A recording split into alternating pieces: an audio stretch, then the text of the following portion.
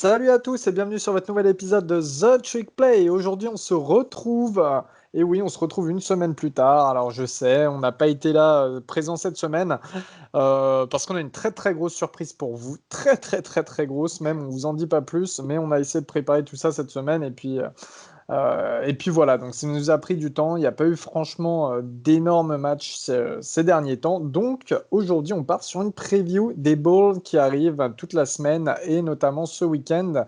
Tout d'abord, comme d'habitude, on démarre avec les petites brèves de la semaine. Alors en brève, une brève très très triste qui nous a tous touchés malheureusement cette semaine. C'est le running back de Utah, Ty Jordan, qui a été élu freshman offensif de la Pac-12 cette année, qui est malheureusement décédé suite à un accident. Voilà, on n'en dira pas plus. Avec notamment sa mère qu'il avait déjà perdu au mois d'août. Enfin, un peu difficile pour la famille Jordan, du coup. Voilà, on pense fort à lui et beaucoup de tristesse pour un joueur qui avait en plus un très gros talent. Et voilà, c'est jamais drôle de parler de tout ça. Au niveau des autres news, on a un nouveau head coach du côté d'Auburn pour remplacer Gus Malzahn. Il s'agit de Brian Harsin, l'ancien head coach, enfin qui était encore head coach cette année, du côté de Boise State. Voilà. Et qui passe eh bien, du côté de l'Alabama à Auburn, à voir comment ça fonctionne. Il avait fait du très très gros boulot à Boise State chez les Broncos. On verra comment ça se passera du côté des Tigers. Donc Boise State, en conséquence, est à la recherche d'un nouveau coach, comme vous l'avez compris. Et puis pour terminer tout ça, alors déjà beaucoup de joueurs qui ont décidé de ne pas jouer les bols de saison et d'aller directement vers la draft. On ne va pas vous les lister, il y en a énormément, ça sert à rien, mais ça affaiblit, c'est des gros joueurs, donc ça a forcément affaibli les équipes qui vont jouer les balls. Au niveau des finalistes Iceman, nous avons les 4 finalistes du trophée Iceman, 3 quarterbacks, un wide receiver. Déjà, faut dire dans le top 10 Iceman, enfin top 10 de la liste des joueurs finaux choisis pour le Iceman, nous avions tout de même Kyle Pitts, et je crois que ça fait plus de 60 ans ou quelque chose comme ça qu'un tight end ne s'est pas retrouvé dans le top 10, grosso modo. Donc, Quarantaine d'années, je crois. voilà. C'est dans les années 80, la Ah, dernière fois que c'était je dis pas de je bêtises. pensais que c'était avant, d'ailleurs. Ok. Ah, peut-être, Euh, peut-être. les 4 finalistes Iceman sont Mac Jones, bien entendu, le quarterback d'Alabama, Trevor Lawrence, on ne s'y attendait pas, Kyle Trask, le quarterback de Florida, et puis en receveur, Devonta Smith, le receveur d'Alabama. Alors nous allons passer tout de suite à la présentation des bowls de cette semaine, mais avant tout, nous allons vous présenter les 2 demi-finales des playoffs, donc qui sont transformées en Rose Bowl et en All-State Sugar Bowl. On va démarrer directement avec un premier match. Enfin, ce match, en tout cas, se déroule dans la nuit de vendredi à samedi, du 1er au 2 janvier 2021, enfin, à 2 heures du matin. Ça sera du côté de la Nouvelle-Orléans, dans le Superdome des Saints. Et ce match, donc l'All-State Sugar Bowl, verra s'affronter Ohio State à Clemson. Les gars, quel est votre ressenti pour ce match? Comment vous l'appréhendez? Qu'est-ce que vous... Enfin, pour vous, qui sont les favoris et quels seront les points clés de ce match? Pour moi, c'est clairement Clemson le favori de ce match. Ils paraissent plus forts sur cette saison que Ohio State. Ohio State qui a joué seulement 6 matchs et qui a eu vraiment du mal face à Northwestern, même si le score était un peu plus sans appel. Il me semble qu'il y avait 22-10 pour Ohio State. Mais Northwestern a fait une belle bagarre et je trouve que Clemson va aussi proposer un très bon match-up. Sachant qu'on l'a vu au fur et à mesure de l'année, le backfield défensif d'Ohio State, c'est plus ce que c'était l'année dernière. Et Trevor Lawrence, Amari Rodgers, etc., qui sont encore là. Et toujours pareil avec Travis Etienne, qui est une double menace course-passe. Ça va être la revanche de l'année dernière entre Ohio State et Clemson. Justement, c'était une demi-finale. Il y a eu l'avantage de Clemson sur quelques décisions à arbitrage un peu controversées qui ont donné l'avantage à Clemson, notamment un fumble sur un catch qui n'était pas forcément catch et un targeting qui était targeting dans les règles, mais dans les faits, on pouvait, on va pas revenir dessus, mais il y a quand même eu quelques erreurs, quelques faits d'arbitrage qui ont joué en la faveur de Clemson. Là, je pense qu'il y aura moins match. Ça va être un match serré, mais Clemson sera toujours devant. Et on verra de ce que ça donne Justin Fields face à encore une fois une grosse défense, puisqu'on a vu qu'il avait eu du mal contre Indiana et contre Northwestern, qui sont deux grosses défenses. Donc à voir comment ça se passe contre Clemson. Moi, je pronostique une victoire de Clemson. Je ne sais pas si les autres sont d'accord avec moi.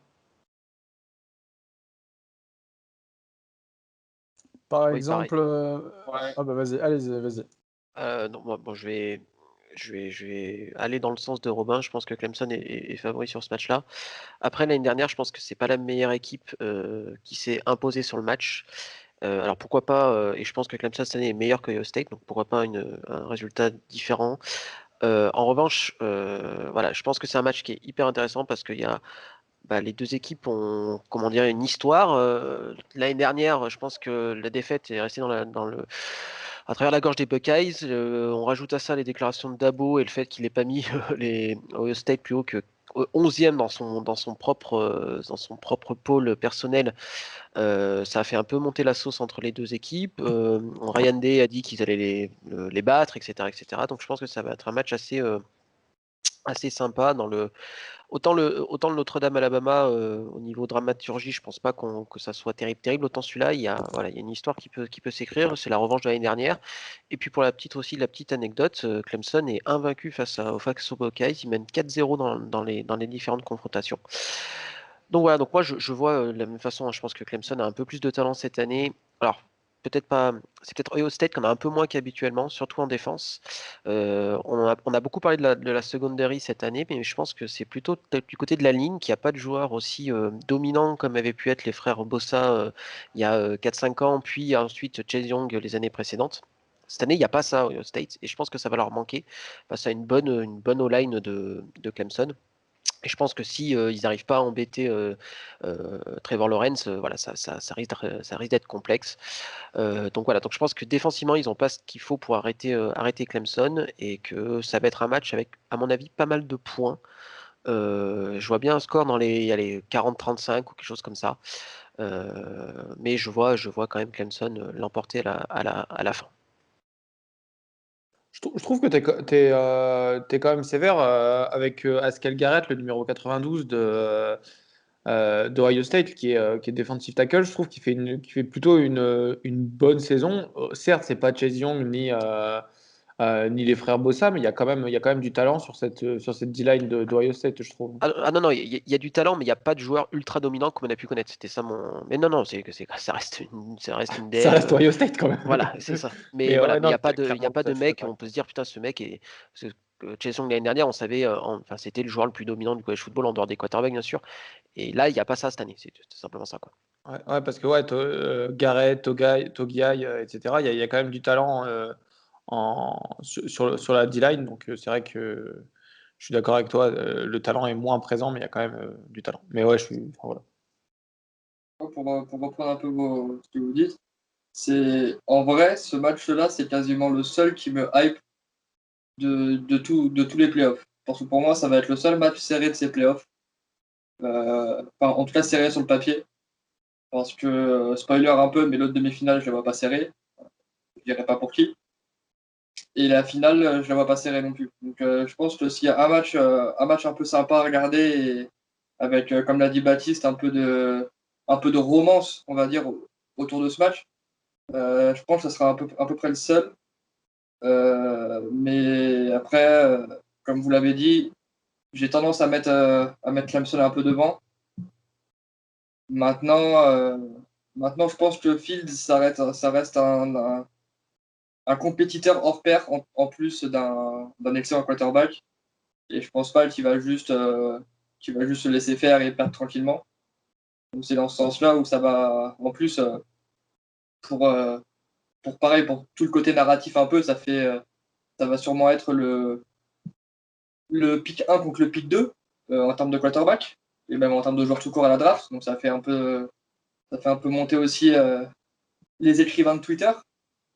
Et donc voilà, ouais. Voilà. Je pense que ça va être le seul match un peu sympa de ces Du coup, playoffs, un j'espère peu qu'ils serré. regarderont le match. Hein. En tout cas, on leur souhaite. Hein. Après, à 2h du mat, à vendredi, il y en a qui ne sont pas habitués à veiller tard. Maintenant, je pense que les Américains, eux, comme le match sera pas tard, ils pourront bien le regarder et décrypter ce qu'ils veulent dessus. Mais ouais, encore une fois, je pense que ça va être vraiment le seul match vraiment intéressant de ces playoffs, le seul match vraiment serré, enfin qui peut être en tout cas potentiellement serré. Je nous le souhaite, hein, parce que si sur 3 matchs on a 3 branlés, ça va être un peu compliqué. Ça va faire plaisir à Baptiste qui veut le retour du BCS. Mais voilà. Donc je vais mettre Clemson un peu devant, même si ça me déplairait pas franchement que Ohio State gagne ce match. Surtout pour que Dabo la ferme un peu. Ça fait du bien à tout le monde, je pense. Pour rebondir ce que disait Guillaume sur Fields, je pense que lui, il aura à cœur de sortir une grosse performance parce que C'est ça. il sort d'une performance qui est quand même pas bonne du tout contre Northwestern, on va être honnête. Que mine de rien, sa place de numéro 2 à la draft, que tout le monde voyait voilà, sûr et certain, ça commence un peu à prendre du plomb dans l'aile. On parle de Zach Wilson, alors plus trop Trey Lance, mais plutôt Zach Wilson maintenant. Donc voilà, donc je pense que lui, il aura à cœur de montrer que ça reste un excellent joueur et quoi de mieux que battre, alors peut-être pas l'ennemi intime parce que c'est pas Michigan, mais pas loin en ce moment que la rivalité entre les deux programmes est importante. Donc moi je vois bien Phil sortir un très très gros match et tenir Ohio State très proche des Tigers, sachant qu'il y a quand même Christo Olave qui va être de retour et qui lui manquait quand même sa cible principale. Alors Garrett Wilson est un excellent receveur, hein, je dis pas le contraire, mais je pense que Christo Olave est encore meilleur et mine de rien quand il est pas là, ça change quand même un peu tout. Le duo, il fait peur. Ouais, tout à fait. Donc voilà, le retour de. Vas-y. Donc le retour va faire du bien pour que les defensive backs de Clemson aient un monstre un peu à deux têtes à défendre et pas seulement Garrett Wilson. Donc voilà, ça va être un match-up qui va être intéressant d'ailleurs, la secondary de Clemson contre les deux receveurs des Buckeyes. Et puis il y a aussi le match-up de la D-line de Clemson, hein, donc avec Miles Murphy et Brian Breezy, qu'on connaît bien, les deux jeunes D-end, qui ont été très bons cette saison, qui vont devoir se coltiner un certain Master Teague, un certain Trey Sermon. Sermon qui a sorti un match exceptionnel face à Northwestern, Master Teague qui a été plutôt constant toute l'année, assez dangereux. L'attaque d'Ohio State, elle va vraiment être à double menace. Après, encore une fois, moi je vais revenir sur ce que j'ai dit toute la saison sur les Buckeyes, hein, c'est que la défense ne me rassure vraiment pas. Shaun Wade, sincèrement, s'il n'avait pas le nom de Shaun Wade, qu'il n'était pas cornerback à Ohio State, je me demande s'il serait vraiment au premier tour dans les mocks. Voilà, il y a pas je vois pas une défense qui fait peur pour affronter pour Trevor Lawrence et Travis Etienne et consorts, quoi, toute l'attaque de Clemson. Donc encore, moi, je suis un peu de votre avis, un petit avantage Clemson, même si je souhaiterais, en tant que fan de Big Ten et en ayant un peu ras-le-bol de Clemson, je souhaiterais voir la victoire d'Ohio State et je souhaite réellement que Justin Fields fasse. Alors, c'est un petit peu un avis personnel, il n'y a pas de souci, mais je souhaite que Justin Fields fasse un meilleur match que Trevor Lawrence, en tout cas un aussi bon match, parce que ça fera taire un peu certaines personnes qui parlent beaucoup de Lawrence alors que Fields est un excellent quarterback et qui, dans un monde où Lawrence n'existerait pas, serait très très très content d'avoir la possibilité d'avoir Fields comme quarterback pour leur franchise NFL. Toi, Augustin, Valentin, un petit mot, un petit avis sur ces deux équipes, sur ce match-up?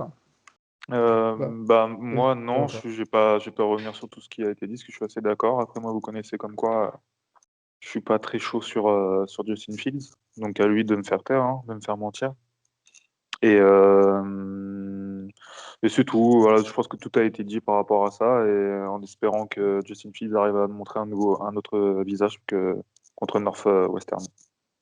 Non, moi aussi, j'ai rien d'autre à dire, mis à part le fait que je pense que Clemson a le mismatch sur tous les postes, je trouve, sur tous les squads.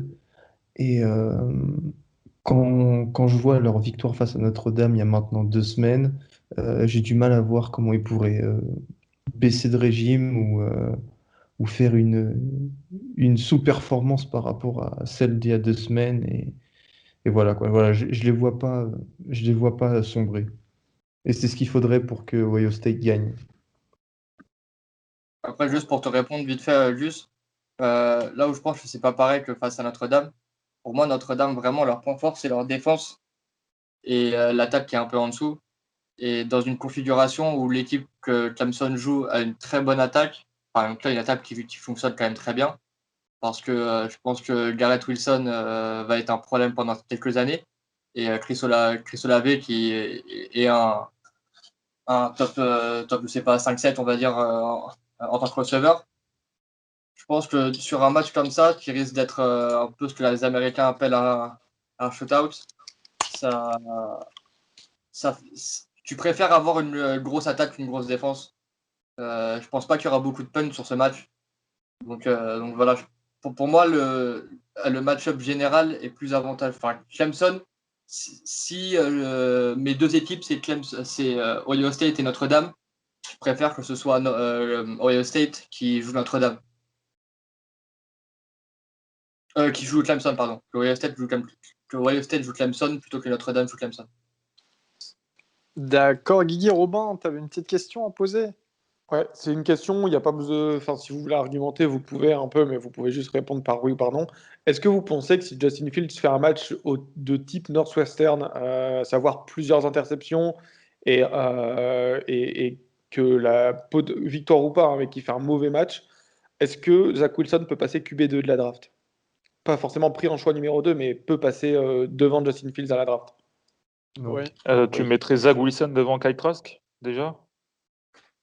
Ah non, mais ça, on est tous Tout le d'accord monde- là-dessus. tout le Alors monde met là, Zach Wilson Parce devant que Kyle moi, Trask, personnellement, je mets Kyle Trask devant Justin Fields. Mais bon, après, on connaît les gens. Enfin, Trevor ça, Lawrence, vraiment Justin Fields, c'est déjà lob depuis 2 semaines. Donc, depuis 2 semaines, depuis 2 ans.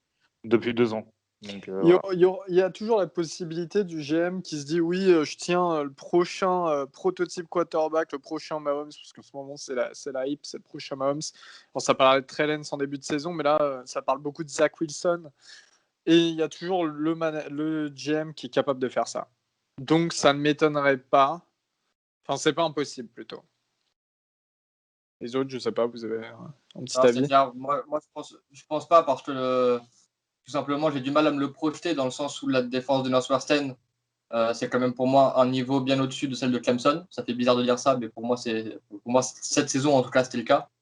Donc j'ai du mal à imaginer ce cas de figure se passer. Mais en tout cas, si moi demain je suis GM d'une équipe et que j'ai besoin d'un quarterback et que j'ai le choix entre Justin Fields et Zach Wilson, je pense prendre Justin Fields en tout cas. Très bien, très bien. Eh bien, il y a l'autre demi-finale qui est le Rose Bowl. Le Rose Bowl pour la première fois, qui sera délocalisé et cette fois-ci qui se jouera du côté. C'est la deuxième fois, Elio. La première fois, c'était en 43. Il avait été joué en Caroline du Nord Raleigh-Durham. à Durham, je crois, ou je sais plus si c'est dans le campus de Duke ou de North Carolina, un des deux.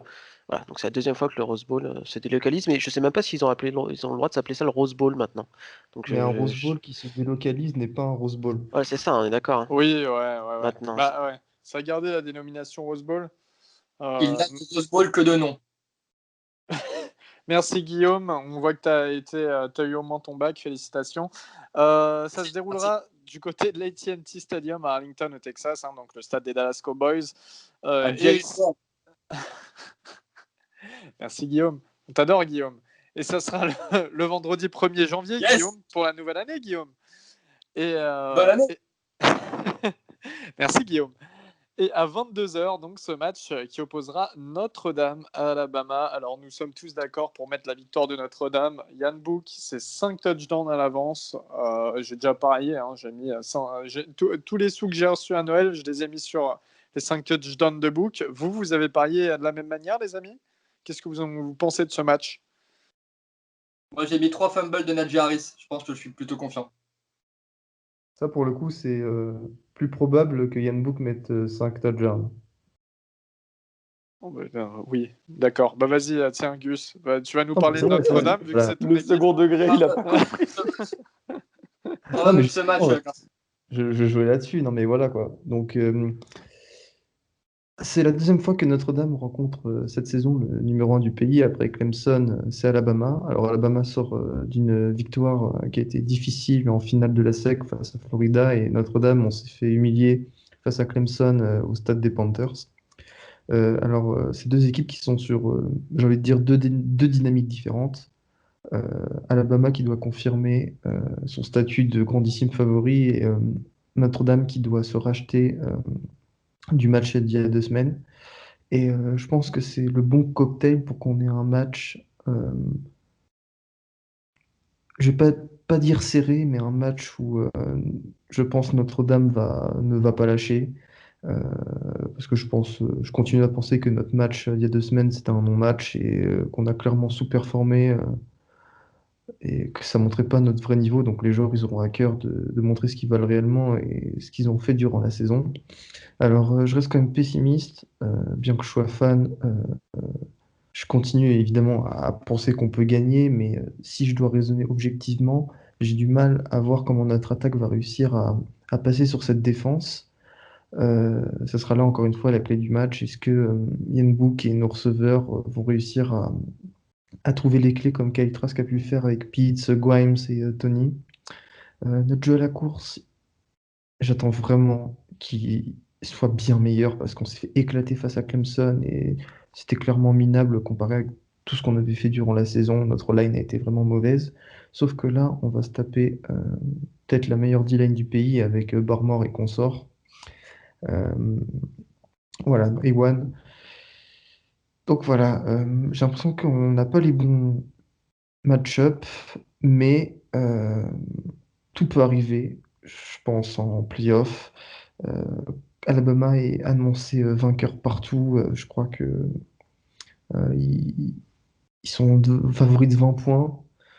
Ça montre à quel point les bookmakers ont confiance en l'équipe de Tuscaloosa. Donc voilà, moi je pense que on arrive avec le bon rôle Notre-Dame, donc celui d'outsider et j'ai même pas envie de dire outsider, j'ai envie de dire de victime. Et je pense que c'est dans ce rôle-là qu'on va peut-être. Oula! Non, mais justement, c'est comme ça qu'on est vu par les Américains et les fans qui voient réellement Notre-Dame battre Alabama. Et À part je toi, pense que personne.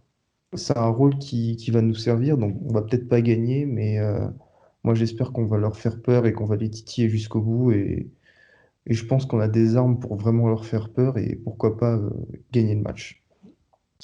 Je pense, Et juste vite fait, si ça peut te rassurer, juste, nous on était donné perdant de 17 points et on perd de 6 à la fin. là, vous êtes donné perdant de 19,5 points par Vegas. Moi, Voilà. personnellement, ce que je pense de Notre-Dame, comme tu l'as dit, en fait, le problème va être l'offense. Après, vous arrivez clairement dans un match où vous n'avez rien à perdre. Voilà, vous n'avez rien à perdre. Vous perdez la finale ACC. Finalement, vous avez quand même cette deuxième chance, qui est quand même logique, il faut le dire, de vous retrouver en playoff. Donc, vous allez jouer avec une passion et, à mon avis, vous allez jouer avec beaucoup de passion et voilà, Alabama vont se retrouver avec beaucoup d'intensité en phase 2. Mais encore une fois, je pense que la qualité des joueurs va primer sur le score final et que l'offense, je ne suis pas rassuré La- forcément pour Ouais, Book la face différence à. de talent qu'ils ont Oh, encore. ouais, Qu'ils ont c'est encore. ça. C'est ça. Je suis pas rassuré forcément par Book. Alors, on a vu que les DB d'Alabama n'étaient pas infaillibles face à Florida, mais c'est vrai que Kyle Trask a été exceptionnel et Kyle Trask Oui, est puis voilà, exceptionnel. avec les Hits, oui. Et voilà, oui, il est exceptionnel. C'est trois receveurs pareil. Là, il y a quand même une différence du côté de Notre-Dame. En revanche, je vois quand même votre défense poser un petit peu plus de problèmes que l'on fait Florida face à cette équipe d'Alabama, notamment votre D-line. Je pense qu'elle peut être un peu plus perforante. Que Mac Jones peut avoir un petit peu moins de temps pour lancer, un petit peu moins de solutions. Mais bon, ça reste une trop grosse machine et Alabama passera le cut, à mon avis. Et Ça les autres, qu'en jouera, pensez-vous? ça se jouera sur les turnovers, je pense. Et ça va être Ouais, il y a là des la clé du chances. match. C'est Il y a des réussir chances. à. Et puis tenir le score dès le premier quart-temps, voire à la mi-temps, quoi. Je suis certain que si on arrive à avoir moins de 7 points d'écart à la mi-temps, on pourra le faire. Et voilà, l'objectif, c'est de pas courir après le score comme on l'a fait il y a 2 semaines face à Clemson. Et pour moi, la clé du match, elle est là. Alors, pour moi, Juice, c'est très bien que je vous ai toujours donné vainqueur cette saison.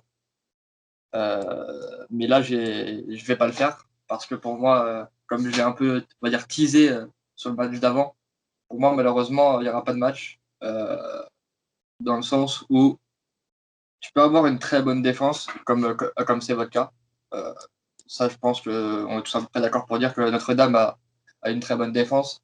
Maintenant, contre Alabama, ça ne se joue pas là, tout simplement parce qu'il y a trop de talent. Sur leur attaque, il y a beaucoup trop de talent. C'est-à-dire, tu peux pas laisser que 5 mecs dans la boîte, sinon Najee Harris, il t'ouvre en deux. Et tu peux pas laisser tes corners en 1 contre 1 contre leur receveur, sinon Davonta Smith, il se régale. Et en plus, ça ouvre à côté pour ses compères. Donc, et malheureusement, tu peux pas jouer à 13 contre Bama. Tu es obligé de jouer à 11, donc il faut faire un choix. Et pour moi, c'est dans ce sens-là où ils sont trop forts partout, en fait. S'ils avaient que des receveurs de fou ou qu'un running de fou, tu peux te concentrer sur un truc et les forcer à être un peu dans une situation inconfortable. Là, peu importe ce que tu leur proposes, ils sont dans une situation confortable et ça leur posera pas de problème de jouer. Tu veux les faire jouer à la passe, il n'y a pas de souci. Eux, ils sont contents avec ça. Tu veux les faire jouer à la course, il n'y a pas de souci, ils sont contents avec ça. Donc, c'est dans ce sens-là où, pour moi, pour pouvoir inquiéter Bama cette saison, il faut une grosse attaque. Et on l'a vu, hein, on l'a vu avec Florida. Notre défense, c'est loin d'être notre point fort. Nous, c'était plutôt notre attaque. Dans une un peu moindre mesure, il y a Ole Miss aussi qui a, on va dire, tenu la dragée haute, même s'ils perdent de 17 points, je crois, au final, un truc comme ça. Ça a été pour moi les deux matchs, entre guillemets, les deux plus serrés. Et Après c'est le vrai. match d'Olimis, c'était pas le même contexte. Après, pour Oui, non, Florida, je c'est te clair. rejoins.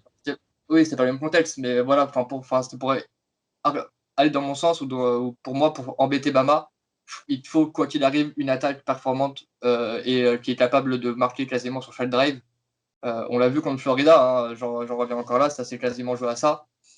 On n'a pas vu beaucoup de punts sur ce match et il n'y a pas eu beaucoup de turnover non plus, donc c'était beaucoup de scores.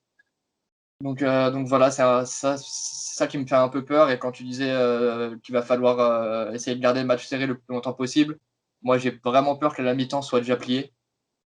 À chaque année, on a un blowout en demi. J'ai peur que ça soit celui-là.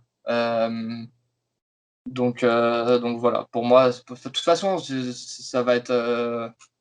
C'est cette prévue-là, on pourra faire un copier-coller pour la semaine prochaine parce que pour moi, peu importe l'équipe qui se qualifiera en face, ils ont, pour moi, enfin, je pense pas les armes pour lutter contre Bama. Mais voilà, je pense qu'il va y avoir une victoire assez tranquille de Bama. Il y a peut-être quand même un beau match en perspective pour Yann Book, parce qu'il aura quand même des opportunités face à une défense de Bama qui, même si elle est costaud, ils ont des trous de temps en temps. Pardon. Donc voilà, je souhaite juste à Yann Book ce qui pour moi risque d'être son dernier match sous le couleur de Notre-Dame. J'espère pas qu'il va se retrouver à 3 inters et un TD, quoi. C'est juste ça en fait que je lui souhaite. Donc voilà, je mets victoire assez tranquille de Bama et pour le coup, je les vois potentiellement couvrir les 19 points et demi. Baptiste, Robin, Vas-y, Baptiste. un petit avis? Euh, enfin, sur le papier, effectivement, Bama risque de remporter le masque, oula, compliqué, Covid oblige, le match assez facilement. Je pense qu'il n'y aura pas photo à la sortie, mais après, voilà, tout peut arriver. LSU a bien battu Florida en étant donné perdant d'une vingtaine de points aussi, donc voilà. Tout peut arriver, c'est le college football, il faut jouer le match, on ne sait jamais. Alors effectivement, Alabama sur le papier est l'équipe la plus complète du pays. Voilà, je pense que tout le monde est d'accord là-dessus.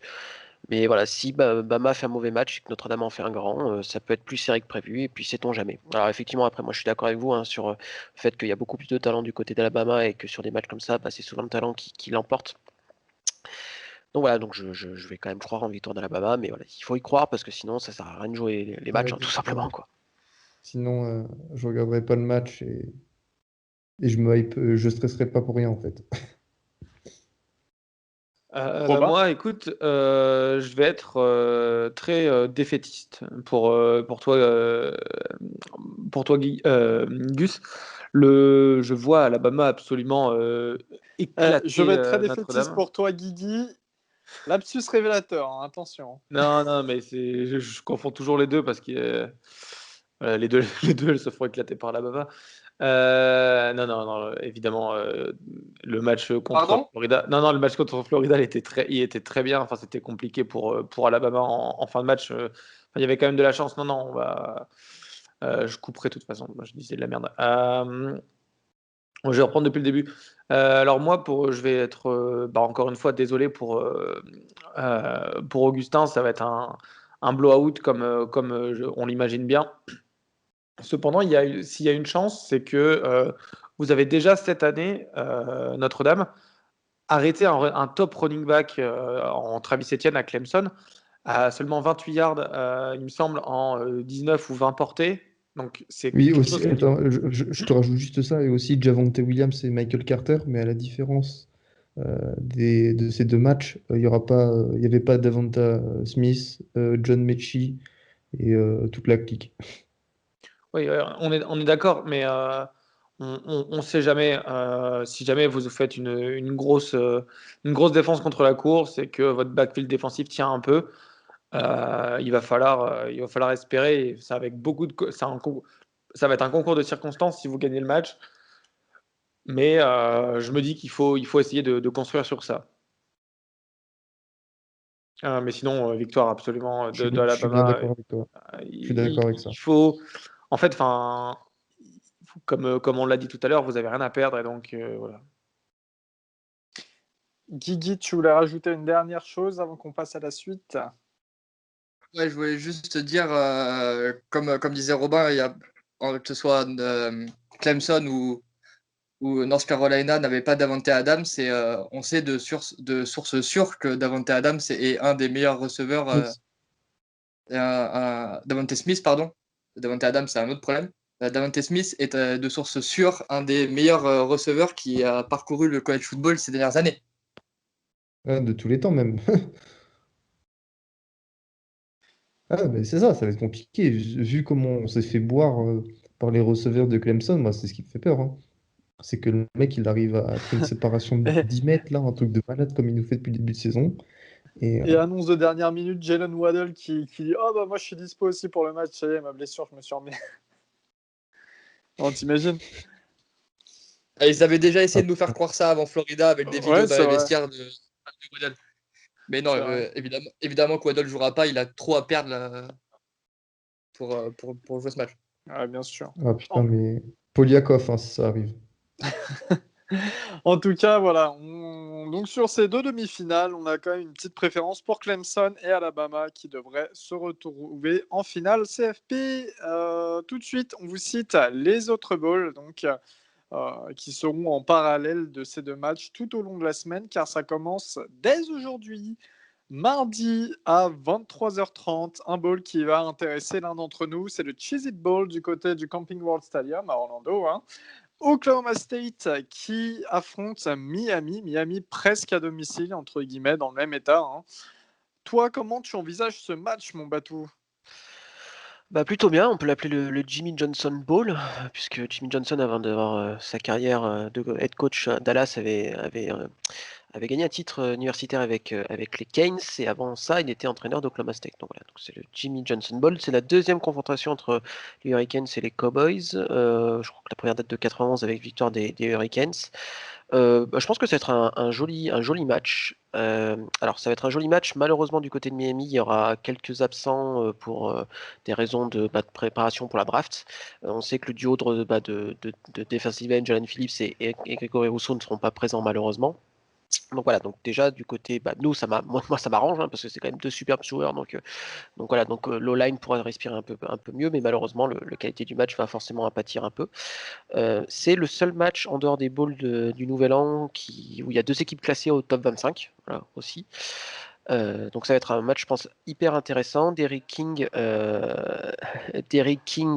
est un super quarterback. Alors c'est un profil que Oklahoma State n'avait pas rencontré jusqu'à présent. C'est dual threat qui bouge beaucoup. Donc voilà, ça va être assez sympa de savoir ce que Jim Knowles, le coordinateur défensif, a prévu pour contrer Derrick King. Moi, je me fais pas trop de soucis de ce côté-là. On sait que la défense a été quand même très très costaud cette année et que même quand ça allait pas, ben, elle était quand même là. Donc, je pense qu'il n'y a pas de raison que ça continue. On a tous nos joueurs qui devraient être présents. On n'a pas de opt-out. Rodarius Williams jouera, par exemple. Le seul joueur qui aurait pu jouer ce match-là et qui ne jouera pas, c'est Chuba Hubbard. On avait déjà discuté. Tyler Wallace sera présent. On sait que voilà, c'est tellement une soupape de sécurité importante pour nous que voilà, son absence aurait été très préjudiciable. Donc voilà, Tyler Wallace sera là et je pense qu'il va être à cœur pour terminer sa carrière chez les Cowboys avant de partir en NFL, de finir sa carrière par un très gros match. Je pense que ça va être lui le jour du match, petite prévision. Et on sait que LJ Brown, le running back numéro 2, mais qui était running back numéro 1 sur cette fin de saison, est de retour après sa blessure. Donc voilà, donc je pense que le trio de running back, Jackson, Brown et Richardson devraient tous être présents. Ils devraient se partager la balle, donc ça devrait être assez sympa à voir. Donc voilà, donc allez, je vais faire mon homer, comme on dit, et je vais prévoir une victoire d'Oklahoma State. Alors peut-être que, alors là où je suis un peu moins confiant, c'est sur les équipes spéciales, aussi bizarre que ça puisse paraître, parce qu'on sait que Miami a un super kicker, Borregales, si je dis pas de bêtises. Ouais, c'est ça. C'est ça, ouais, qui est vraiment un des tout meilleurs d'ailleurs du college football, alors que nous, voilà, c'est un petit peu plus compliqué.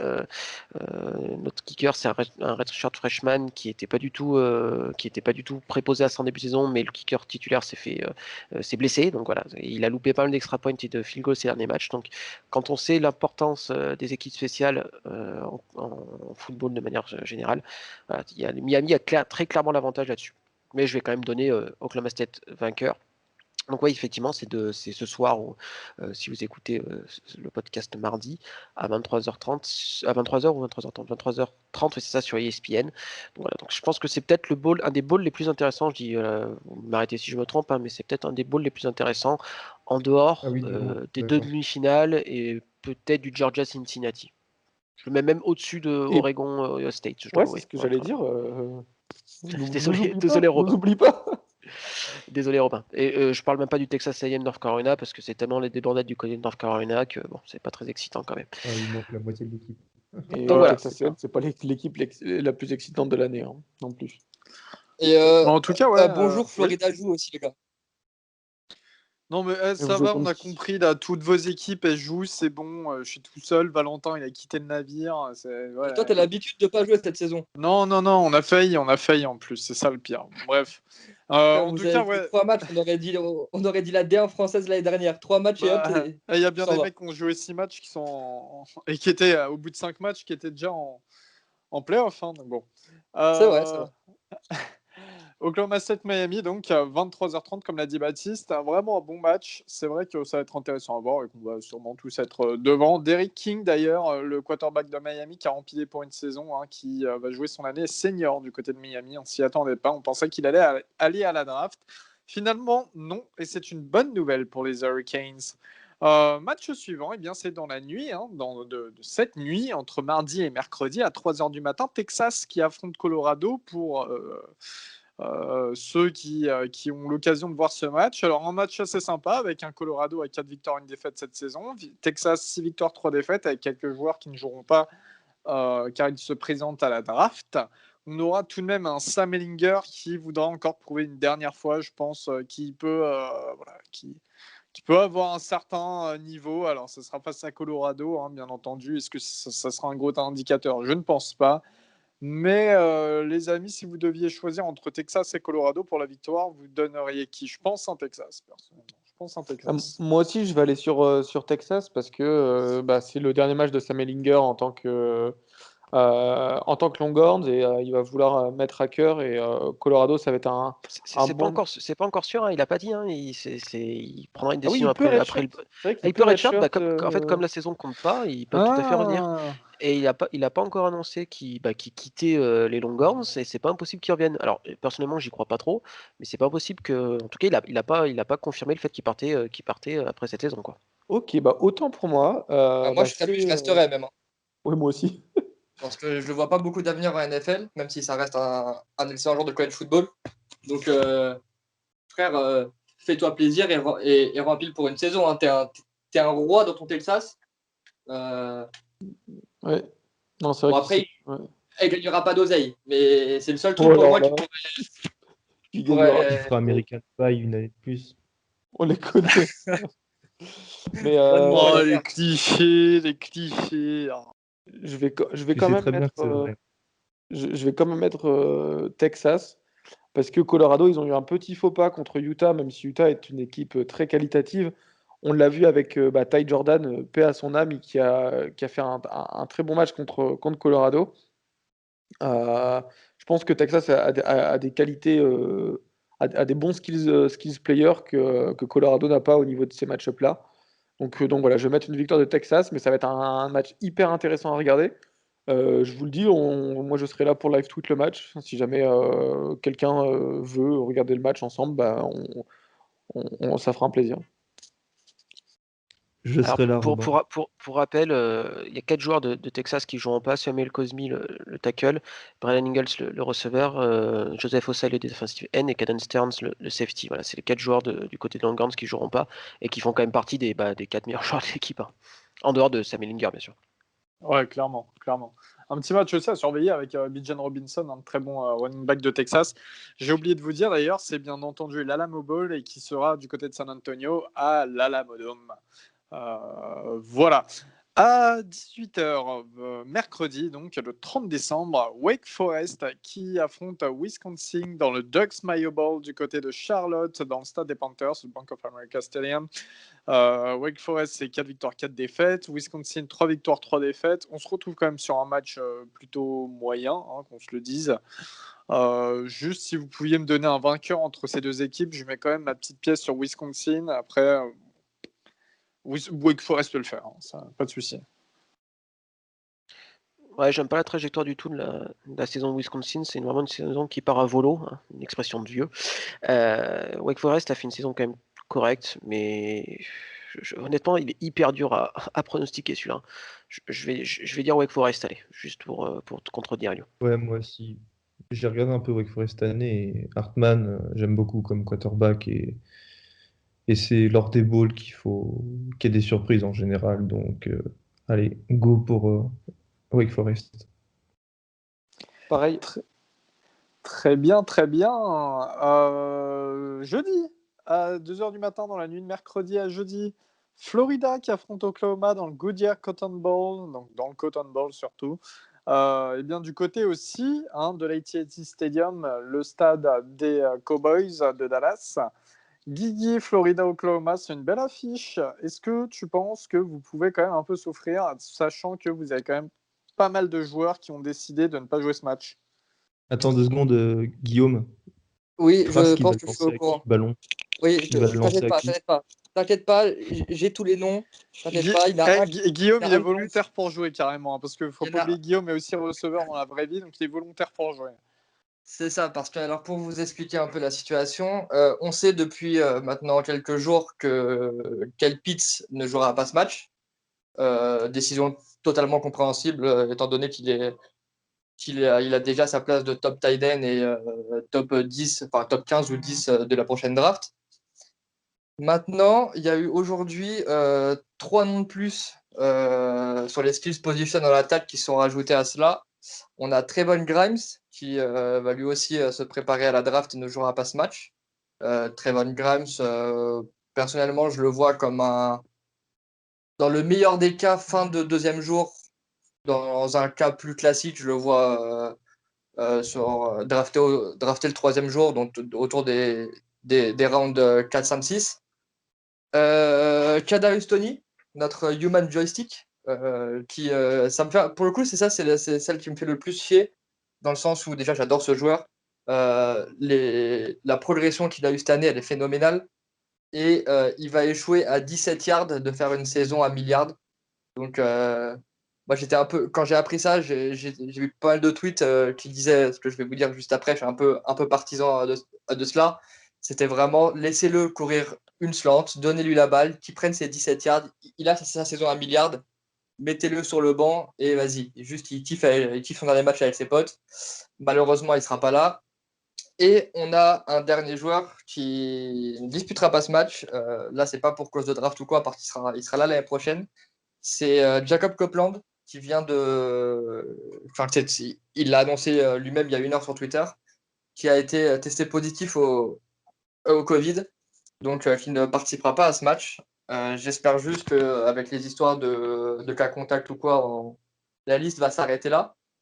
Après, comme en général, il y a souvent un gros break entre le SEC Championship et les bowl games. J'espère que ça a été détecté avant qu'ils reviennent aux entraînements, aux entraînements pour le bowl game. Donc voilà, donc pour vous mettre un peu ça en contexte, ces 4 joueurs-là, ils ont compté pour 174 réceptions, 2778 yards et 34 TD.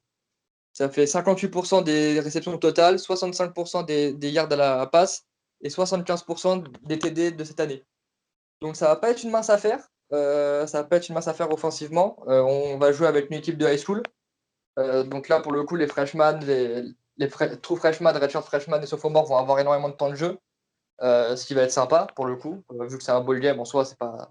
Imaginons on le perd, il n'y a pas mort d'homme. Ça va déjà leur permettre de prendre de l'expérience pour l'année prochaine, parce que c'est des joueurs qui vont être dans la rotation, voire des titulaires. Donc on risque sûrement de pas mal voir Justin Shorter, par exemple, l'ancien receveur de Penn State. Xavier Anderson, le petit frère de CJ, qui est un true freshman. On a Trent Whitmore qui revient de blessure. Il y a Rick Wells, le meilleur pote de Kadarius Toney, qui devrait disputer son dernier match, qui est un senior. Donc voilà, après, au poste de tight end, je m'en fais pas du tout avec la doublette Keon Zipperer et Kemory Gamble. Donc on a quand même des armes, on garde notre Kyle national qui va finir sa carrière sans aucun doute au Texas, là où il l'a commencé. Donc c'est plutôt cool. Et voilà, j'espère en défense, on va dire que je m'attends à rien, comme ça je ne serai pas déçu. Il y a une rumeur comme quoi Marco Wilson aurait lui aussi opt-out. Si c'est le cas, merci pour ce qu'il nous a donné sur le début de sa quelle carrière. grande perte. Et bonne continuation. Hein. Écoutez, C'est votre meilleure chance de victoire, du coup. je vais pas m'amuser à lui tirer dessus encore une fois. Je pense qu'au final, même si j'ai pu l'insulter de tous les noms et être énervé contre lui au plus haut point, je pense que malgré tout, ça lui fait pas plaisir la situation. Donc voilà, et en défense, on fera ce qu'on peut face à Spencer Rattler. J'espère qu'on arrivera à lui mettre la pression un petit peu. Qu'on arrivera surtout, pour moi, la clé du match en défense, ça va être de le garder dans la pocket au maximum. À l'empêcher de faire un peu ce que Kyler Murray fait en NFL, c'est prendre un snap et courir à droite à gauche et balancer des balles. Donc voilà. Je mettrai quand même ma petite pièce sur les Gators, hein, on ne sait jamais. Des jeunes qui ont faim de montrer ce qu'ils pourront proposer l'année prochaine. Il y a déjà des places de titulaires qui peuvent se gagner. Enfin, si c'est pas gagné, en tout cas prendre une longueur d'avance sur d'autres joueurs qui peuvent pour cette semaine là pour le match. Donc voilà, je vais mettre la victoire quand même de Florida. De toute façon, je serai toujours derrière mes gars. Donc dites-moi ce que vous en pensez maintenant. De toute façon, quand tu as vu mettre ta pied sur Alabama, au bout d'un moment, tu mets ta pied sur tout le monde. Hein. Pardon? J'ai dit, quand tu mets ta pied sur Bama, tu peux la mettre sur tout le monde derrière. Hein. Ah frère, moi j'avais dit, vous étiez tous à dire qu'on allait se prendre une branlée. Au final, on a été plus qu'honorable sur ce match. Donc moi j'ai confiance en mon équipe, quoi qu'il arrive. Moi, je pense que Oklahoma va gagner parce que pour moi, Florida, sans ses receveurs, n'est pas la même équipe. Alors, à moins que Dan Mullen nous sorte de nouveaux super receveurs pour les prochaines drafts. On nous disait déjà ça l'année dernière quand on avait perdu Van Jefferson et toute la clique. J'espère que ce sera le cas. J'espère que ce sera le cas. Mais bon, là, Oklahoma n'a jamais eu de bons DB, on va dire, d'une façon globale. Surtout que je crois que Trey Norwood, il ne jouera pas ce match. Je trouve ça dommage. Ils auraient pu rester jouer. Je parle pas de Kyle Pitts, mais au moins des 3 autres. Et pour moi, c'est eux qui vous assurent une victoire. Et là, pour moi, c'est beaucoup trop indécis. Et je partirais quand même sur une victoire des Sooners. Ouais, je pense qu'Oklahoma, ils ont un peu rien à perdre et justement, ils ont que à prouver. Et vous, c'est un peu l'inverse. Vous avez beaucoup prouvé. Maintenant, vous avez perdu, comme l'a dit Augustin, des joueurs en attaque. À mon avis, alors je suis quand même très indécis sur le gagnant final, mais je peux mettre ma pièce sur Oklahoma, très sincèrement. Quelqu'un veut rajouter quelque chose sur ce match ou on passe au suivant? Ah, c'est bon. Ok. Eh bien, match suivant, c'est le Lockheed Martin Armed Force Bowl. Alors, Lockheed Martin est une marque de constructeur d'avions. Voilà. Pour ceux qui ne le savaient pas, c'est du côté de l'Amon Carter Stadium à Fort Worth, au Texas, Tulsa qui affronte Mississippi State. Alors, Mississippi State qui se retrouve en bowl en ayant 3 victoires et 7 défaites cette saison. C'est fantastique en 2020. Et Tulsa, 6 victoires, 2 défaites. Les amis, vous mettez votre pied sur Tulsa ou Mississippi State peuvent quand même inverser la tendance? Perso, Tulsa. Je crois Ouais, que tout ça, c'est le plus tout ça fort. aussi. Tout ça all the way, hein, vraiment. Ok. Sans Zach Collins.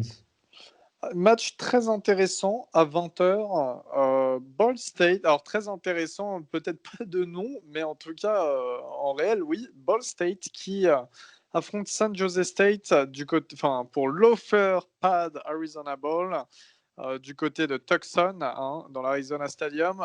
Ball State, c'est 6 victoires, 1 défaite, avec notamment le titre de champion de la MAC. Et San Jose State, 7 victoires, 0 défaite, avec le titre de San Jose State, c'est la Sun Belt. C'est de la Sun Belt, c'est ça. Ouais, avec le titre de la Sun Belt. Un match assez intéressant. Est-ce que vous mettriez plus votre pièce sur une équipe ou sur une autre? Je dirais San Jose State quand même. San Jose State, ça a été très très solide cette saison. Et ça bat quand même Boise State. Moi, je mets San Jose State parce que pour avoir regardé le match contre Boise State, c'était un match assez maîtrisé de leur part. Et donc voilà, San Jose State pour finir une belle saison. Eh bien, très bien. Merci, mon Robinou. 22h, West Virginia qui affronte Army dans l'AutoZone Liberty Bowl du côté de Memphis, au Liberty Bowl Memorial Stadium. West Virginia, 5 victoires, 4 défaites. Army, 9 victoires, 2 défaites. Est-ce que le gap entre du Power 5 et du Group of 5 va se voir lors de ce match, à votre avis? Pas tant que ça. West Virginia fait une saison moyenne, on va dire, et Army fait quand même une bonne saison. Je dois avouer que j'ai pas j'ai pas les paris de Vegas sous les yeux, mais je pense que Army doit être donné favori de ce match-là. Je pense que la triple option va gêner West Virginia qui est pas habitué à contrer ce genre d'attaque. Et voilà, on sait que quand Army avait joué Michigan ou même Oklahoma les années précédentes, ça avait été très compliqué pour des facs qui sont habitués à du tempo un peu plus enlevé, à des passes, etc. Donc je vais dire Army. Voilà, parce que dynamique de saison et parce que voilà, style de jeu un peu différent que ce que West Virginia qu'on rencontre en Big 12 habituellement. Je dirais Army, mais attention quand même à la design de West Virginia avec les frères Stills.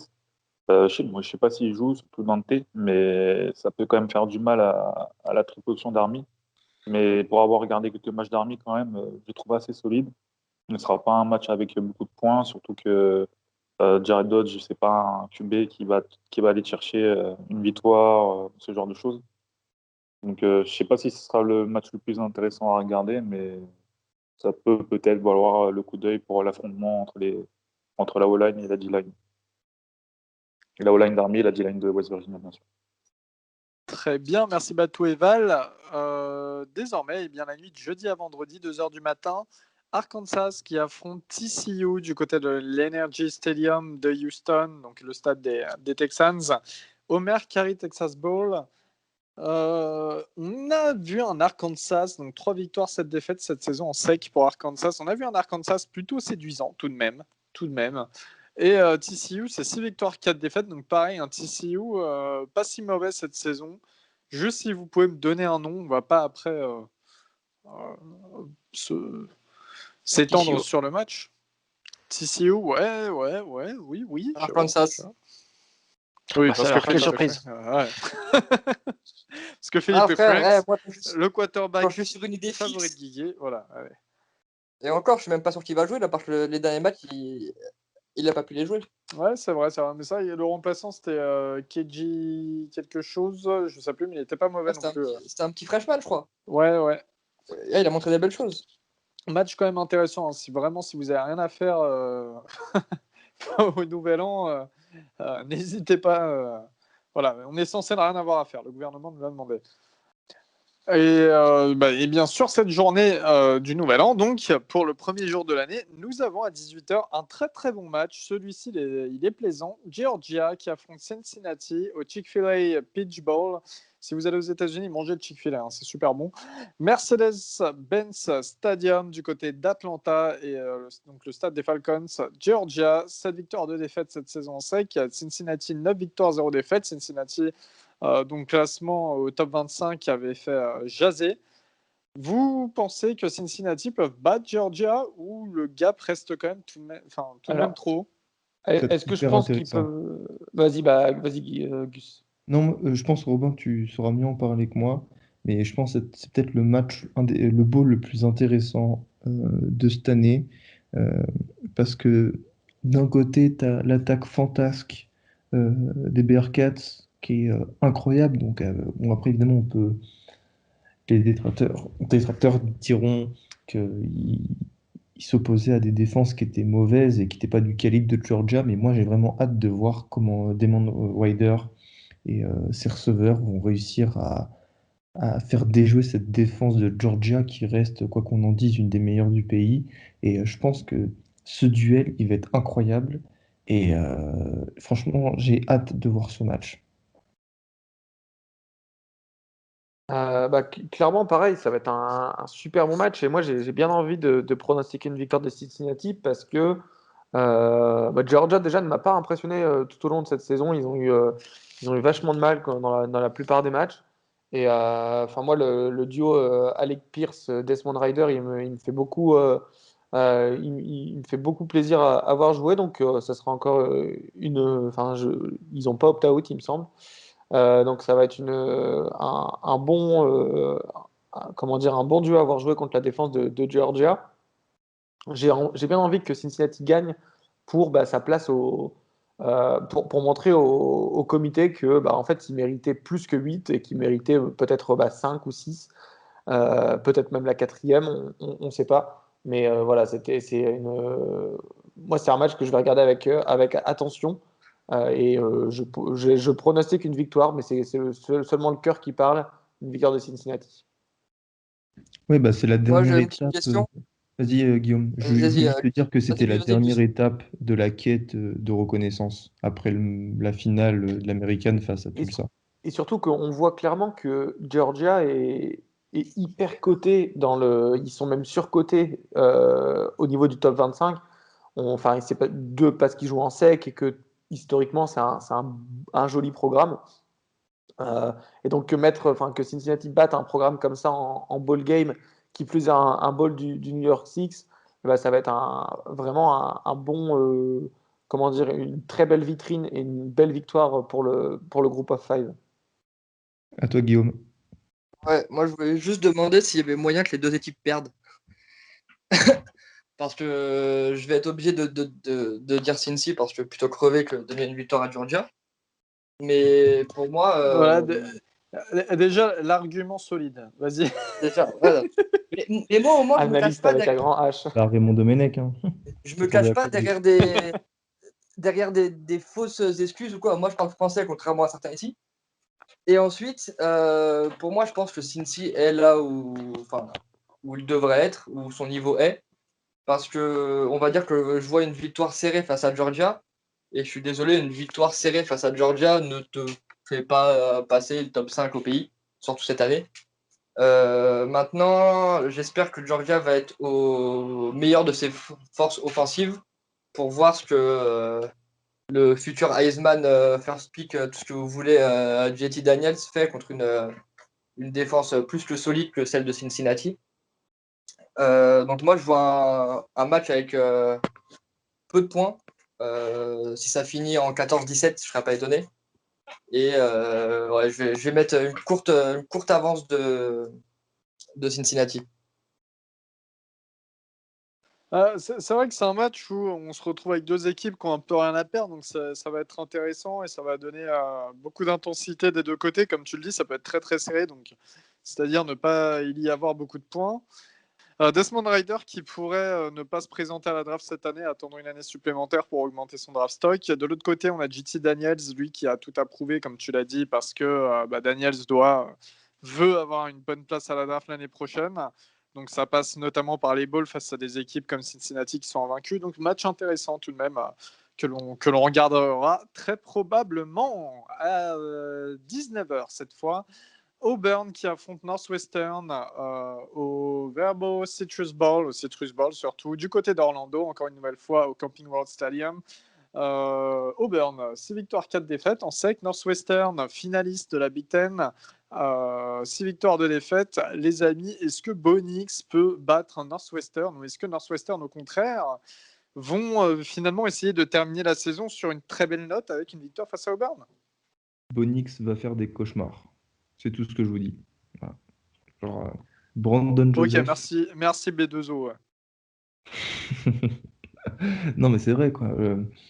Pour moi, Northwestern, au vu de ce qu'ils ont montré cette saison, au vu de ce backfield, notamment avec Brandon Joseph qui vient d'avoir sa place en First Team All-American, je pense qu'ils vont gagner le match euh, à eux tout seuls.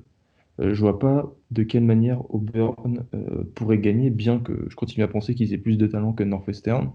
On voit qu'avec le départ de Gus Malzahn, Auburn est sur une pente descendante, alors que Northwestern est une équipe qui monte malgré la défaite, et que je pense que cette saison n'était pas un feu de paille.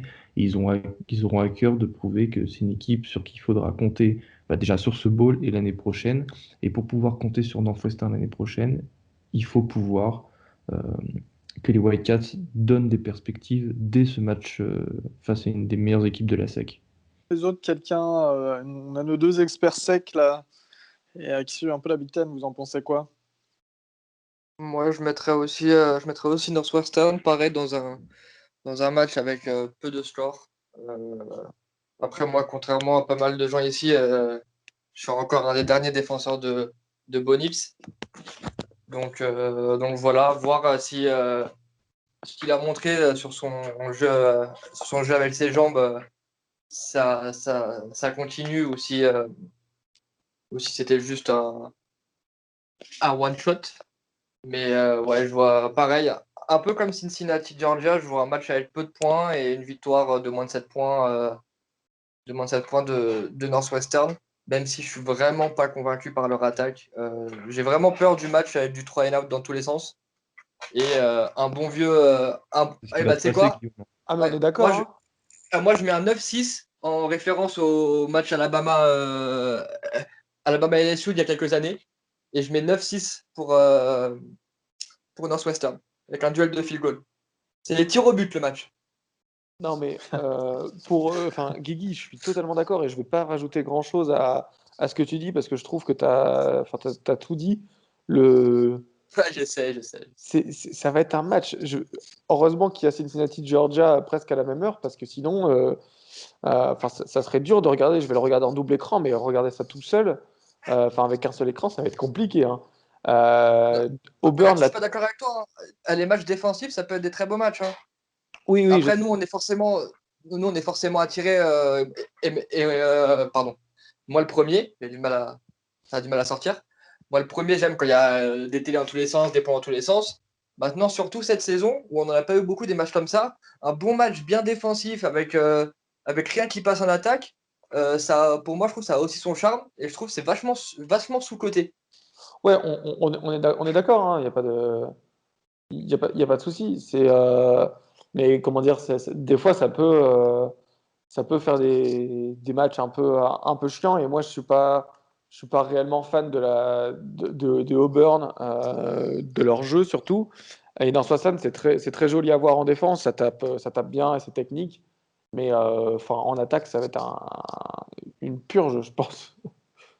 Ouais, c'est vrai que l'attaque de Northwestern, Peyton Ramsey, il a des bons côtés et parfois c'est un peu n'importe quoi. Parfois c'est très mauvais, même pour être honnête.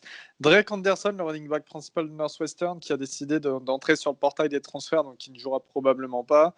Voilà, après Auburn, c'est un peu la même chose. Alors, il y a Tank Bixby, le running back freshman, qui a été auteur d'une super saison pour Auburn, qui sera peut-être un peu l'éclair du côté de l'attaque des Tigers. Mais Northwestern, comme vous l'avez dit, a une très bonne défense, des joueurs qui doivent encore prouver. Hein. J'ai pas dit Fischer, je comprends pas qu'il soit aussi bas sur les tableaux de draft, mais qui devrait un peu remonter et voilà, qui va vouloir prouver. Bonix aussi, Parce qui que, va vouloir Elio, prouver. Ouais, juste si je peux te répondre sur Paddy Fisher, en fait, ouais, Paddy Fisher, c'est un Evan Weaver 2. C'est ouais, un c'est mec qui ça, manque ouais. d'athlétisme, qui est un très bon run stopper, qui est très bon en college football, mais qui manque cette athlétisme, quoi. Ce côté athlétique. Je ne sais pas si vous vous rappelez, il y avait un linebacker blond qui a été dans l'équipe des Falcons là, quand ils avaient fait le reportage sur eux, je ne sais plus comment ça s'appelle, Hard Knocks. Et je sais pas Ouais, si. c'était pas Star. Un truc avec Star, je crois, dans son nom. Je me rappelle plus du tout. C'était un mec avec des cheveux blonds très longs. Et ce gars, il était vraiment bon et tout. Mais à chaque fois, les coachs disaient que de lui, il peut pas être dans l'équipe titulaire parce qu'il lui manque ce côté athlétique, ce côté de l'agilité capable de faire des big plays. Et c'est un peu ce qui manque à des Van Weaver, Paddy Fisher, etc. Voilà, c'est tout ce que je voulais dire. Ouais, c'est vrai que c'est des joueurs robustes qui te stoppent bien. Enfin, qui sont très très bons au stop, mais Voilà, ouais. très robuste, très intelligent, mais il manque ce côté athlétique qui Ouais. fait que tu es très bon en NFL. Polyvalent, qu'il peut y avoir une belle défense à la passe aussi, enfin beaucoup de choses. C'est un ancien linebacker, quoi. Ouais, donc ça sera un match, je pense, un petit peu fermé. Les défenses qui seront un peu la clé de ce match, mais pourquoi pas une victoire de Northwestern. Une victoire de Bern n'est pas à exclure non plus. Et puis on passe, alors on l'avait dit, hein, ce jour-ci, ce samedi-là, ce vendredi-là à 22h, on a Notre-Dame, Alabama. Dans la nuit, on a Ohio State Clemson. Et puis à 18h le samedi, donc le 2 janvier, nous avons NC State qui affronte Kentucky au TaxSlayer Gator Bowl. Du côté du Bankfield Stadium de Jacksonville des Jaguars. Kentucky 4 victoires 6 défaites. North Carolina State 8 victoires 3 défaites. Kentucky qui est donné vainqueur de 2,5 points. Je ne vais pas demander d'épiloguer sur ce match. Moi, On je va voudrais pas. juste dire un truc. C'est le match le Mais plus indécis. non mais Parce que ok, toi aussi on va juste t'appeler Raymond. c'est le match le plus indécis. Ces deux équipes, pendant toute la saison, elles ont pu faire des super matchs et la semaine suivante faire des matchs horribles. Donc là, c'est flou Kentucky, total. j'ai pas vu de super match, hein, perso. Si, ils ont fait des bonnes performances. Je pense notamment face à Tennessee, ou même face à Auburn à un Qui n'a pas fait moment. de bonne performance face à Tennessee aussi. Non, mais il y a une différence. Merci, Elliot. Ça intercepte des ballons. Non, mais les gars, Tennessee, c'est pas non plus Florida Atlantique. Exagérez pas. Genre, Ça non, en était Florida pas Atlantic loin. est meilleur. Grave. Florida Atlantic est meilleur. Hein. Mais toi, ton avis, il est pas objectif. Je t'écoute même pas. Bah, On je fait des l'écoute pas, bisous mais à c'est pareil. Hein. Valsponce. Non, mais oui, non, mais ça peut être un match Dit-il sympa. quand bien même le entendu. gars qui pronostique quand même un peu une victoire de Notre-Dame, qui dit qu'il y a une chance. Hein. Ouais, bah, En parlant d'objectivité, Il a en raison. attendant, moi, je suis il a playoff, placé. Alors, Raison. un match, le match le plus indécis de la semaine dans ce cas, mais c'est vrai, non, mais t'as pas tort là-dessus, t'as tout de même pas tort. C'est un match qui est très indécis, mais peut-être que les gens vont pencher parce qu'une demi-heure plus tard, à 18h30, il y a, oh là là là. En fait, vous avez vraiment tous un bowl. Je me rendais pas compte. Je pensais que Valentin, c'était pas le cas, mais si. Ole Miss qui affronte Indiana à l'Outback Bowl du côté du Raymond James Stadium de Tampa, donc le stade des Buccaneers, bien entendu. Ça peut être un beau match aussi. Ça peut être un très beau match, très très intéressant. On a un bon samedi en perspective. Toi, Valentin, comment tu sens ce match face à Indiana? Ole Miss, vous êtes à 4 victoires, 5 défaites. Indiana, 6 victoires, 1 défaite. Alors déjà, je tiens à préciser qu'on ne mérite pas un bowl, mais bon, quand tu vois que Mississippi State en mérite un, bon, je pense qu'on en mérite un quand même. Mais j'étais pas trop fan de jouer un bowl quand même. Enfin bref, du coup, et on joue quand même. Donc on joue sans Elijah Moore, sans Kenny Yeboah comme sur le dernier match contre LSU. Donc on va avoir notre défense en complet même avec les seniors, parce que sinon, ça va être un peu ridicule. En attaque, ce sera les joueurs qui seront titulaires sûrement l'année prochaine, la saison prochaine. On voit que ça a quand même plutôt bien marché hein, la semaine dernière. Bon, c'est Matt Corral qui s'est foiré, mais c'est un autre débat. J'ai un peu peur, parce que, je sais pas comment vous voyez, mais pour moi, Ole Miss, c'est quand même une fac d'un niveau supérieur par rapport à Indiana. Après, si on reprend leur saison, notamment quand je les ai vus jouer la dernière fois, je crois que c'était contre toi, Elio et Maryland, je les ai vraiment pas trouvés flamboyants. Donc je me dis qu'on peut les taper sévère, mais comme on peut arriver sur un match très accroché et peut-être ils gagnent, je sais pas, sur un TD ou un field goal, une connerie du genre. Donc moi, tout ce qui m'intéresse, c'est que les seniors en défense arrivent à se montrer sur des big plays pour essayer de monter un peu leur draft stock qui est pas très haut. Et puis que on arrive à mettre une quarantaine de points minimum en attaque, que Henry Parrish se montre aussi bien que la semaine dernière et que les receveurs essayent de me donner un peu plus envie de les voir l'année prochaine que ce qu'ils ont fait pendant la saison, parce que quand même, quand on perd Elijah Moore, c'est très compliqué.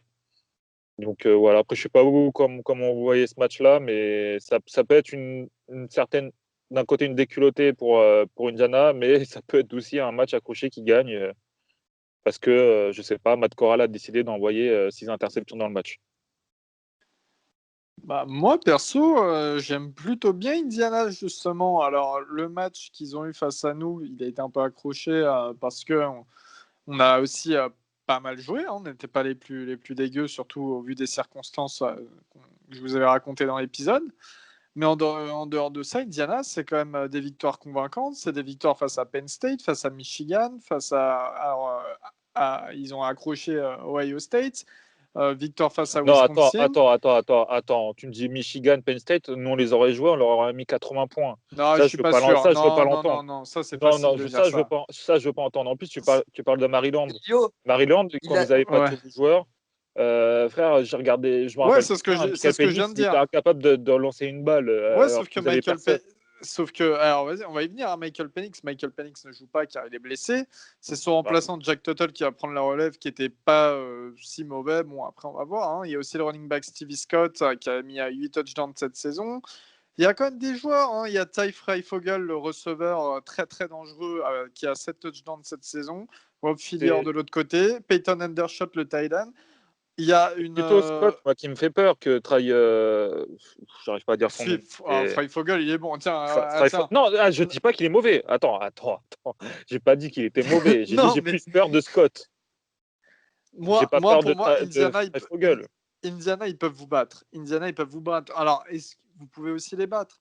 Mais si tu as Matt Corral qui se remet à lancer des 4 inters ou 5 inters dans le match et compagnie, que votre défense elle se retrouve bizarrement, parce que des fois, votre défense, elle est bizarre. Des fois, je sais pas, vous défendez super bien, et puis drive suivant, c'est horrible. Tom Allen, il fait un gros boulot du côté d'Indiana.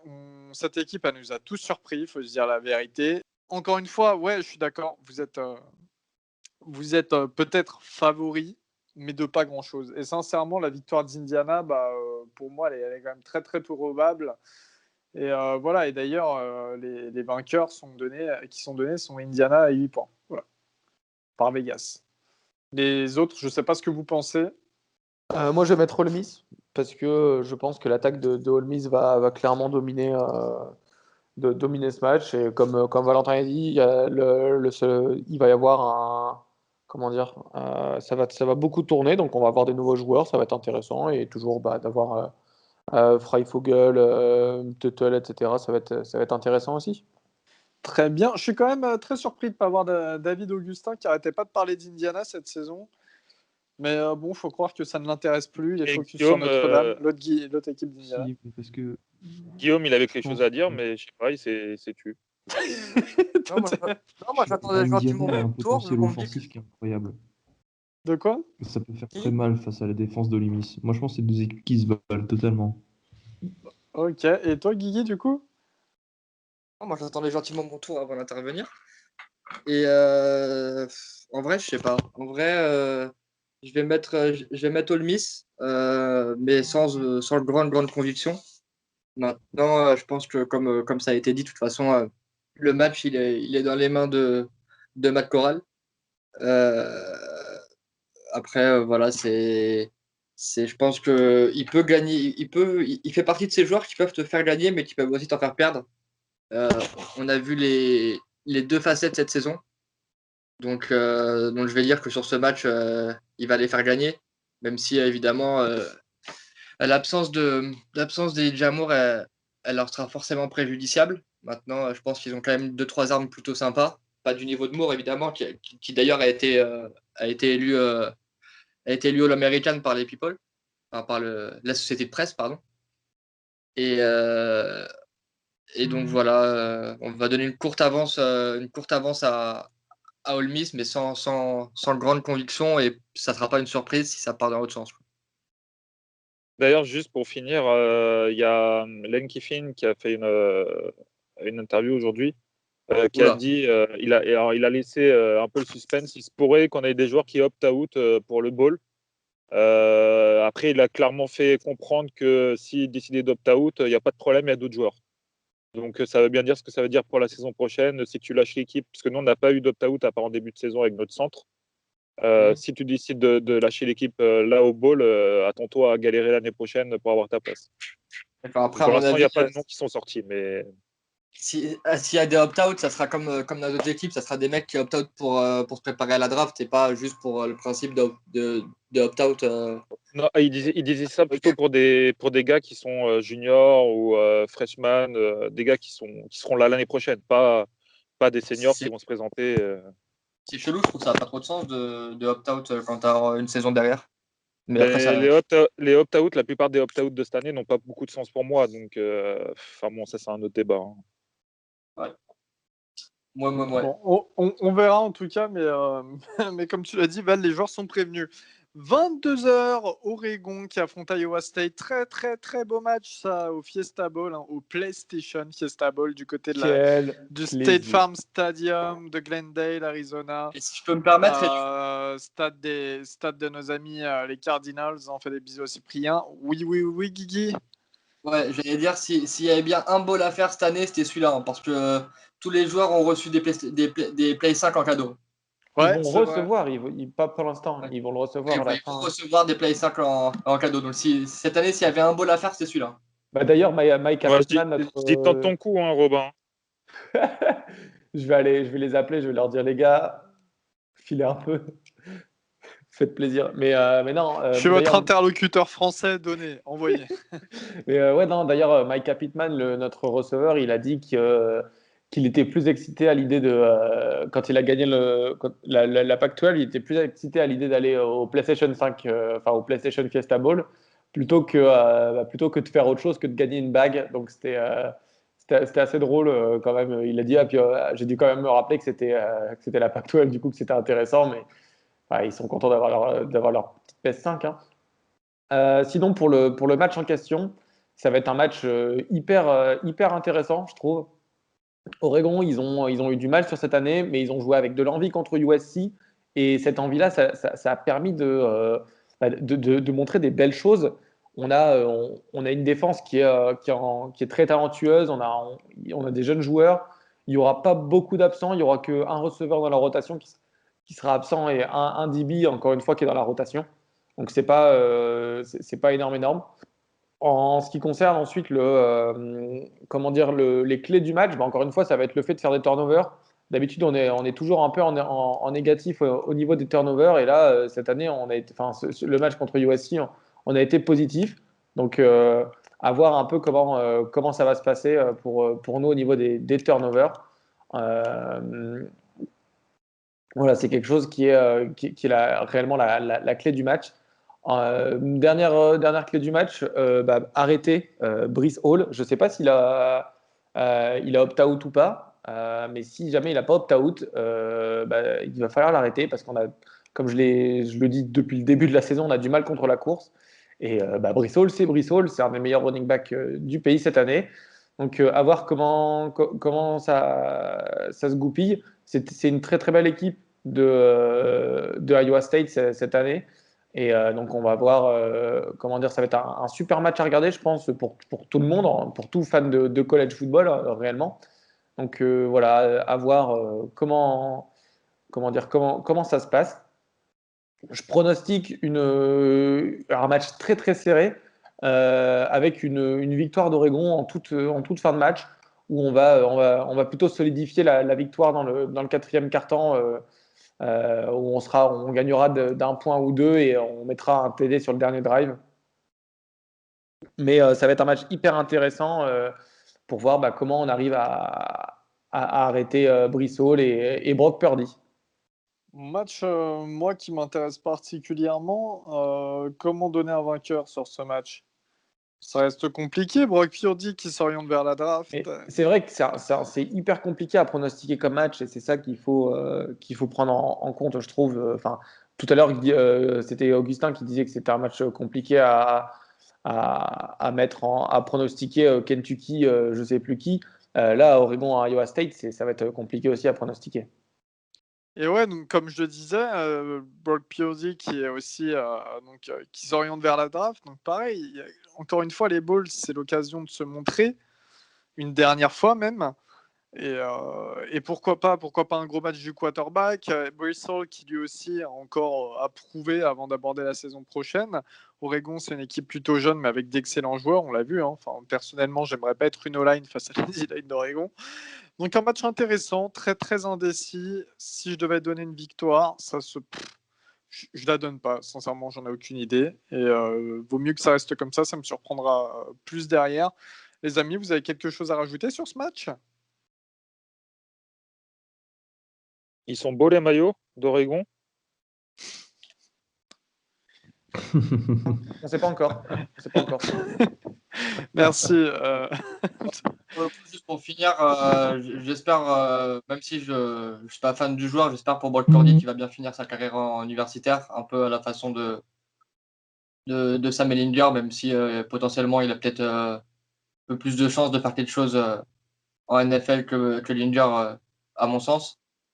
Maintenant, je pense que ça va être un match serré et je vais donner la victoire à Iowa State parce que pour moi, ils ont plus d'armes offensives qu'Oregon. Je suis pas fan soit de leur QB ou quoi, donc je vais donner la victoire à Iowa State.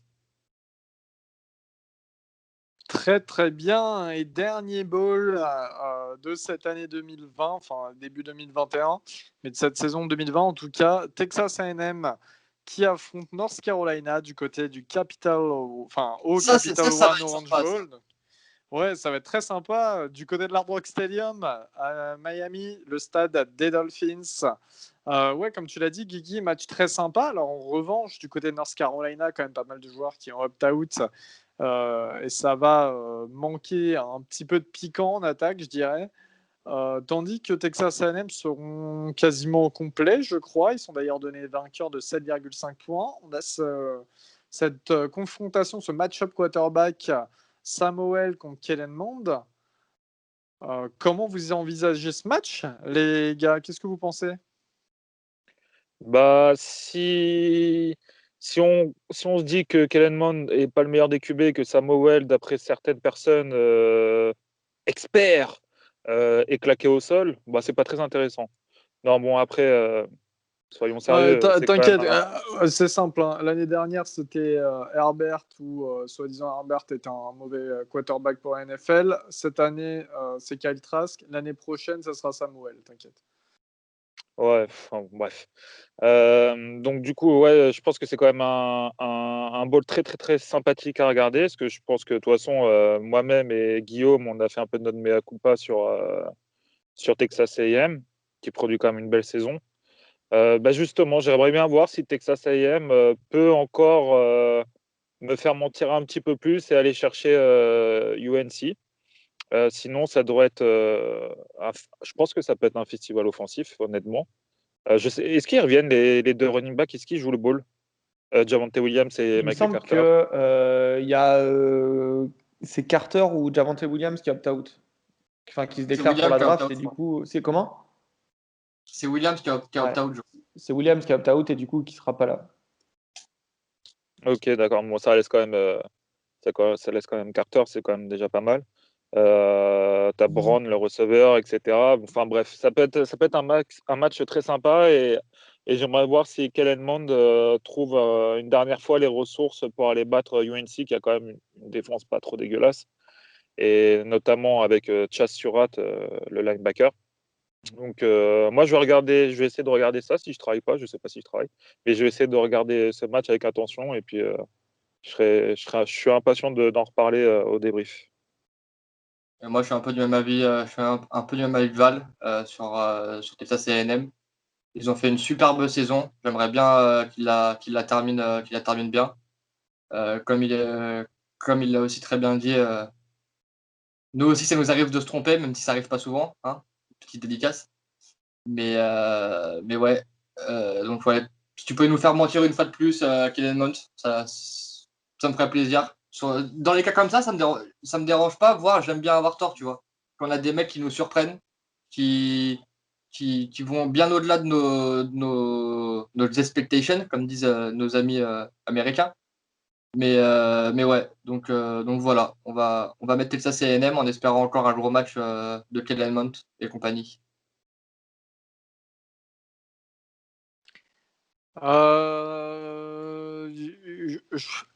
Ouais, c'est encore un match indécis, hein. Hey, Gus, tu nous as embêtés avec ton Kentucky, Kentucky, je ne sais plus qui, pour nous dire que c'était le match le plus indécis. Kentucky NC State pour nous dire que c'était le match le plus indécis de la semaine, mais c'est n'importe quoi ce que tu nous as dit. Il y a des Oregon Iowa State, il y a des Texas A&M North Carolina. Non, c'est pas Non, n'importe quoi. Là, les matchs, Eh, les matchs il va dont te on est en train de rétrograder parler, au. non, non. Les matchs dont on est en train de parler, c'est des matchs beaucoup plus sexy et intéressants. Mais le Kentucky NC State, quand je te disais qu'il était indécis, c'était par rapport aux performances en dents de scie tout au long de la saison. Et pour terminer sur Texas A&M North Carolina, j'étais super hypé pour ce match, vous le savez. Mais bon, quand tu vois tous les opt-out du côté de North Carolina, bah ouais, c'est ça, ça c'est fait ça. chier, quoi. Enfin, on allait voir ce match pour voir Williams, Dwayne Brown, etc. Là, ça fait chier. J'ai l'impression que on va assister à un match qui pouvait avoir un potentiel, à une portée beaucoup plus large. Et au final, bah, on va rester sur notre fin. On saura jamais C'est- c'est- vraiment c'est- ce que valait le gagnant. Juste avant de terminer, deux petites choses. Petite dédicace aux potes de YS Observatory, Youngstar Observatory. Allez sur leur site ou allez sur leur Twitter, hein. Ils ont fait leurs awards de l'année.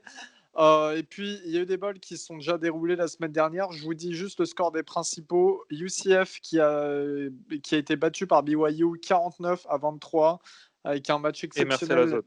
Ouais, un match Yes. exceptionnel de Zach Wilson, le quarterback de BYU. Donc, c'est pour ça qu'on parle beaucoup de Wilson dans le top 5 de la prochaine draft. Notamment, il continue de prouver. Oui, Dur. Et à ce qui paraît, UCF était la meilleure équipe de Floride, hein. Buffalo qui affrontait Marshall. Victoire 17-10 de Buffalo. Donc, un bowl pour Jordan Avicet. Liberty qui affrontait Coastal Carolina et victoire de Liberty en overtime avec un field goal 37-34 donc face à Coastal Carolina. Voilà, et un Louisiana UTSA avec une victoire notamment 31-24 de Louisiana. Les amis, merci de nous avoir écoutés. On se retrouve la semaine prochaine pour le résumé des bowls et surtout des demi-finales. Et nous connaîtrons donc les finalistes des playoffs cette année. Aussi simple que ça. On vous dit à la prochaine et puis on vous fait des gros bisous comme d'habitude. Salut! Salut. Salut.